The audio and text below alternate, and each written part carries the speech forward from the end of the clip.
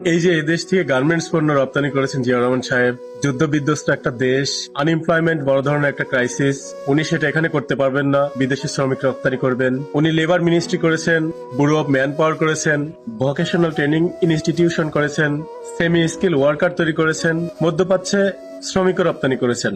বিনিময়ে তারা কি করেছে? দেশের জন্য ফরেন কারেন্সি আর্ন করেছে, রেমিটেন্স।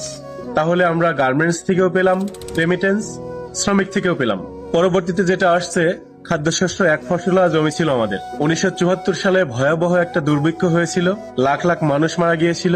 বিদেশে প্রশিক্ষণের জন্য, লেখাপড়া করার জন্য, উচ্চশিক্ষার জন্য যে সমস্ত স্কলাররা গিয়েছিলেন, জিয়াউর রহমান তাদেরকে প্রপোজ করেছিলেন যে আসেন, দেশকে সেবা করেন। উনি গাজীপুরে ধান গবেষণা ইনস্টিটিউট, যেটাকে আমরা বাড়ি বলি, সেটা প্রতিষ্ঠিত করেছিলেন। গবেষণা করেছিলেন এক ফসলা জমিকে 3 ফসলা জমিতে কিভাবে উৎপাদন করা যায়, এবং সফল হয়েছিলেন। 1980 সালে বাংলাদেশের খাদ্যশস্যে স্বয়ংসম্পূর্ণ রেখে 1 লাখ মেট্রিক টন খাদ্যশস্য বিদেশে রপ্তানি করেছেন। এই যে 3টা ভিত্তি, এর উপরেই কিন্তু বাংলাদেশ এখনো চলছে, এর বাইরে কিন্তু কিছুই হয়নি।